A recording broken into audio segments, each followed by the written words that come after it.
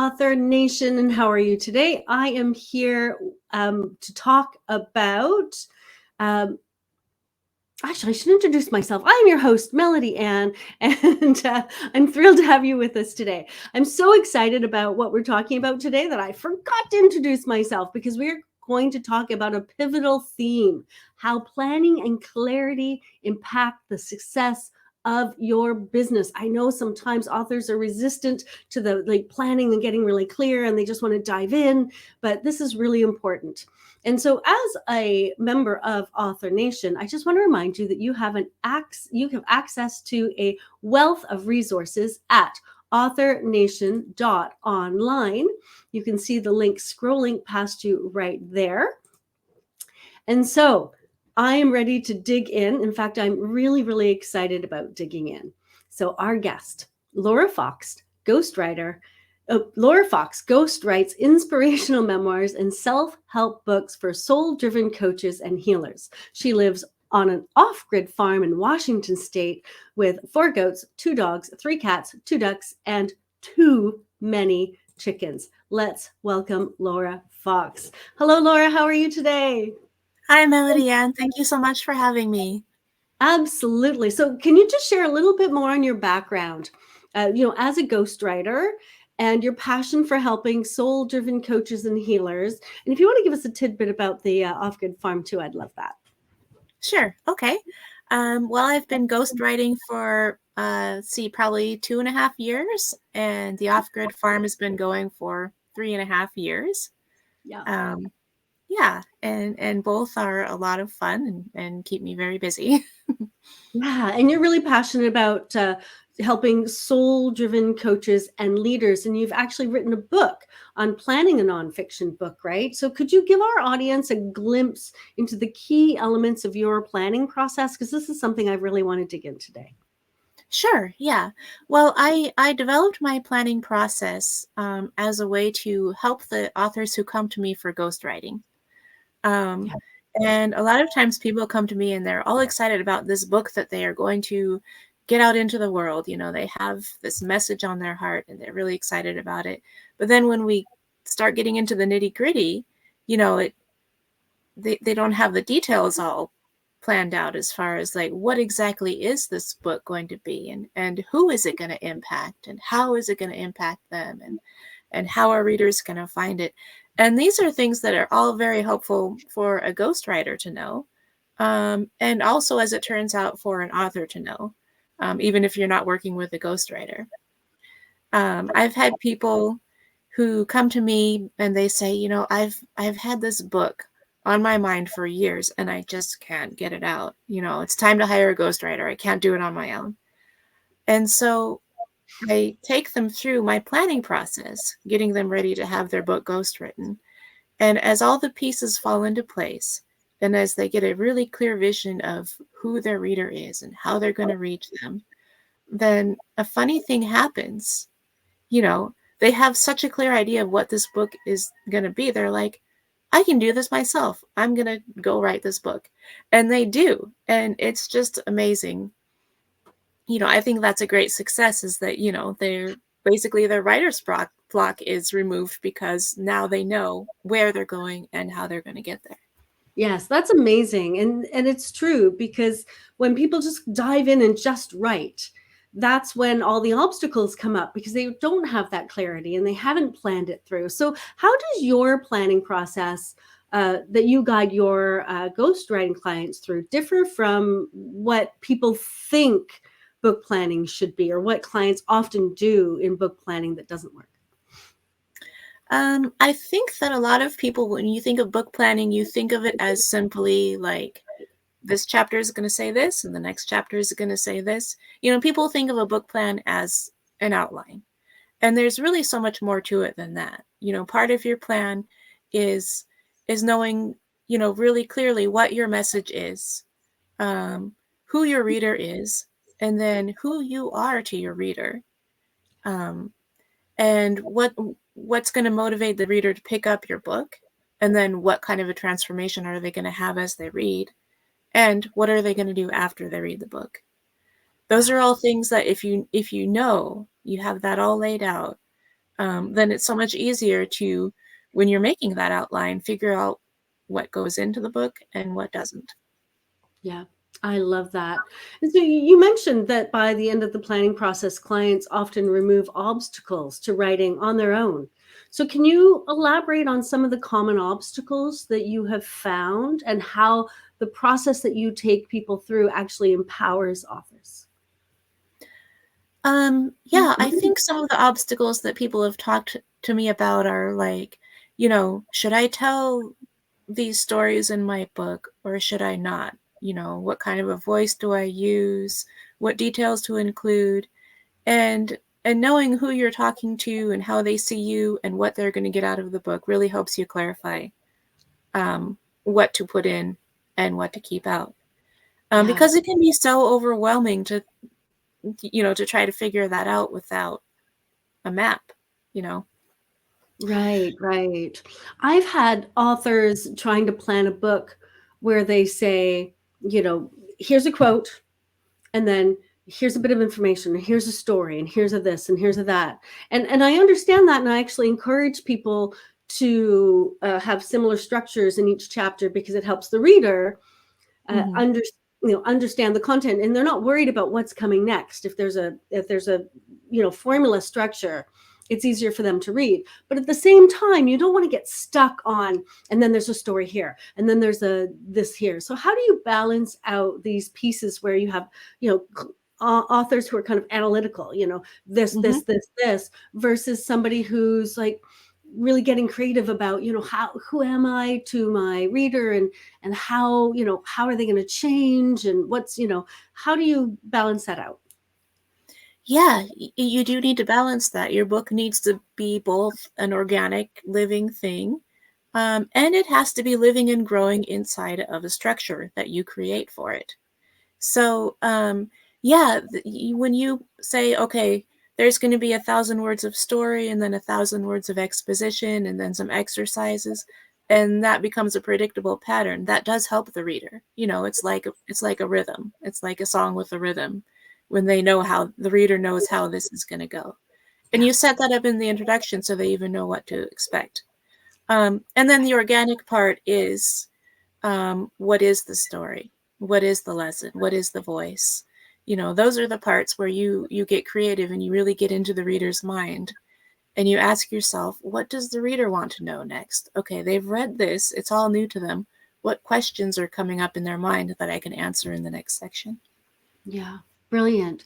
And so, as a nonfiction author, how can we like not lose sight of impact, but here's the thing: you're writing and you're writing and you're writing and you're writing, and it's very easy to lose sight of what you're actually doing. So how can we get through this process of writing without losing that really important the impact of my words piece? Does Mm-hmm. that make sense, my question? Yes. Good. Yeah. Yeah. I cannot stay motivated for anything if I don't have that piece at the top of my mind. And you kind of have to work to keep it there. When you feel yourself starting to kind of get bored and drift, then you're like, wait a minute, who am I reaching here? What impact am I going to have? And you visualize, like you put this person in front of you in your imagination and Mhm. see them being impacted by the book. You get all excited about it over again, and then you can start writing again. Yeah. Now, is that something you might suggest people do at the beginning of each writing session? Yes. Yeah. As if they Mm-hmm. sit, because I know some authors, they kind of get off track. So if you sat for 30 seconds and just thought about, who am I writing to?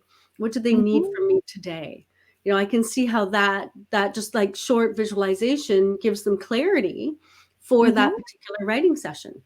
Yeah, I get kind of obsessive about it a little bit, as far Mhm. as like your reader should be an imaginary friend that you Yes. have in your head with you, and you take them around with you all the time, and you see things through their eyes. Like in my head, I'm always having conversations with an imaginary person, Yeah.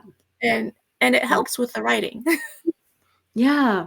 And so I've often said, because some people are like, I can't write. It's like, okay, imagine the person is across the coffee table from you, or across the table in a cafe, and you're Mm-hmm. just talking to them. And I find that often helps. All right. So Yeah. you just emphasize the importance of clarity in why you're writing, who Mm-hmm. it's for, and how it will be published. So let's dig into, like, how does this clarity contribute to the success of the book, just like the successful completion of the book, and also the success in actually getting the book to the readers and the readers' success? Well, when you know exactly who you're trying to reach, that Mhm. tells you a lot about how to market the book. Yeah. So you're more likely to reach the reader, because there are all different kinds of ways to market books, and it really depends on who you're trying to reach. Um, and then once you've written your book with that reader in mind, you're having a conversation with them, that does come through on the page. And I'm sure you've read books where you can feel like this author is talking to me. It's like they know me. How did they do that? Well, this is how they did it, and it's very effective. Yeah, exactly. So how much time do you spend planning, and do you consider the planning part of the writing?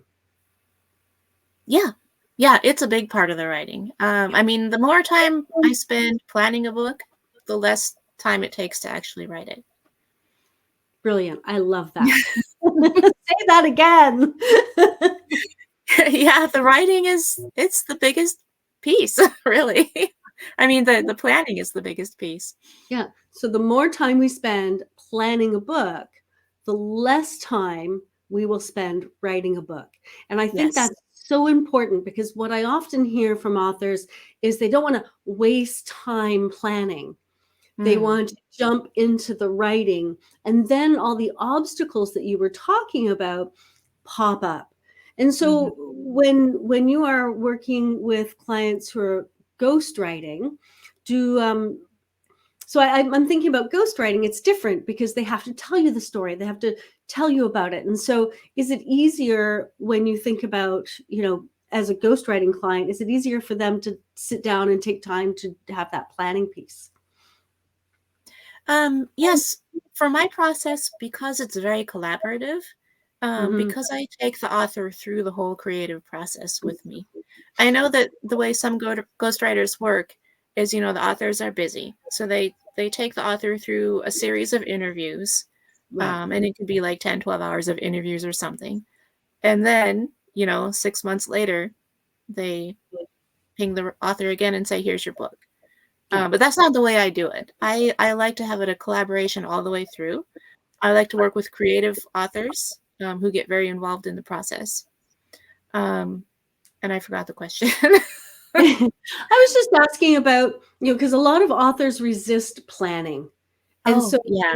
when you're working with authors who want you to ghostwrite their book, I'm assuming that they see the planning as an exchange of information. And so I'm Yes. wondering how, really my question is, how can authors who aren't going to have their book ghostwritten kind of use that idea, that mindset, so that they can get into the planning, so that they land up, more planning, less writing time, which is what authors really want, is less writing time. Mhm. Um, yeah, well, I think it goes back to, the clients I've had, multiple clients who come to me and say, "I need a ghostwriter. I just can't get rid of these blocks. I can't do it myself." And then the planning process is what removes those blocks. Yeah. Yeah, exactly. Okay, can you tell us a little bit more about your book? I'd love to hear just a little bit more.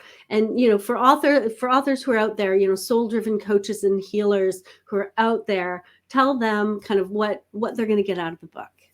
Okay.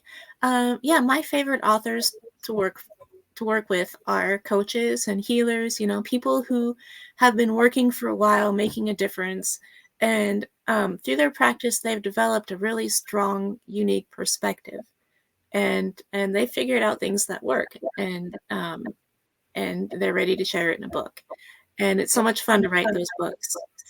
Um, and so the book that I wrote is very much geared to those authors, people who have been practicing as coaches and healers, and people who have that soul driven message. Um, And in the book, I address a lot of things that come up during the planning and writing process. That I don't know if they're unique to coaches and healers, but they're things that definitely come up. Mm-hmm. Like a lot of the authors that I work with, they have both a really strong message that they want to share. Like they have methods, they have formulas, they have wisdom. And then also, it's just a really natural thing that they want to tell their own stories. You know, they've had a lot of experiences, their life story has a great narrative arc, and they want that all in the book too. And it can be actually kind of tricky to combine those things. You know, it's like, Wow. are you writing a self-help book or are you writing a memoir? Right. Um, yeah. And there's actually a way that you can artfully do both together. Yes. Um, it there's a lot of ways you can do it that it does not work at all. But there are ways that you can make it work. And that's something that I figured out. And that's something that I put into my book. Right, right. And it's happening more often that people are taking memoir and self-help and merging those two genres. I see it more and more these days. So Mhm. it's quite popular. So and great that you found a way to kind of merge them in a way that works seamlessly. The other thing I've noticed, and I don't know if you work with self-published or traditionally published, but authors that plan on the front end are more likely to get a traditional publishing deal because traditional publishers want that plan. They want to see where that thought process was. Have you Mhm. any experience in either of those, like the plan helping that the kind of the other end of the process? Um, yeah, I don't have experience with traditional publishing. A lot of the authors that I work with, because their book is meant to support their business, Right. they want that creative control over the book. You know, they want to have a personal relationship with the people who buy the book or pick it up for free or however they're marketing it. And so they don't go with the traditional publisher. Yeah, that Um, makes sense. yes, but I have found that people who plan their book ahead of time are more likely to actually finish it. So, and actually go ahead and publish it. You know, when you know how you're going to publish it before you start writing it, because that's another huge, big mystery in people's minds. Like, Yes. if you sit down to write your book and you're distracted by all these thoughts of, well, how are people even going to find it? Is a publisher going to pick it up? How am I going to get it published? How am I going to find a book designer, you know, a cover designer? If you're distracted by all these thoughts, then it makes it harder to write. So if you figure all that out first, then you're like, okay, I know what this book is going to look like. I know how it's going to happen. I can set those questions aside and just focus on the writing. Perfect. Thank you. And where can listeners get a copy of the Soul Driven Authors Nonfiction Book Planning Guide? Well, I want to offer it for free for people who are listening to this talk. Hmm. And so there will be a link in the resources where you can go and download it for free. Perfect. And I'll make sure that the link gets in the show notes for everyone and go grab a copy of this book because I think this is going to be really, really helpful. So, as we wrap up, can you just kind of summarize what we've been talking about and maybe give like 3 practical actions for nonfiction authors that they can implement in their own careers based on what we've been chatting about that will really help them? Yeah, we've been talking about how important planning your book is to making sure that you will actually finish writing it and publish it and reach the people that you want to reach. Um, so, really get to know who your reader is, who you are to your reader, um, why your reader is picking up your book, and then what is the transformation that they will have as they read your book. And also, what are they going to do after they read it? Perfect. Thank you so much. And thank you for joining us today, Laura. I've had this really appreciated your advice and your excellent questions that people should be asking themselves. Thank you. Mhm. Thank you. Thank you. And thank you to everyone out there listening. Think about those questions, write them down, journal about them. I think Laura's given you some excellent questions to ask yourself that will seriously help you with your book. And don't forget to visit our community AuthorNation.community is where you'll find us. Visit us there. We have lots of resources. And actually, Laura's there, so you can come in and ask her questions as well. And we value your feedback and we value your support. So if this has been valuable for you, please like it, comment, subscribe, and share it with a friend. Keep writing, keep creating, and keep sharing your stories with the world.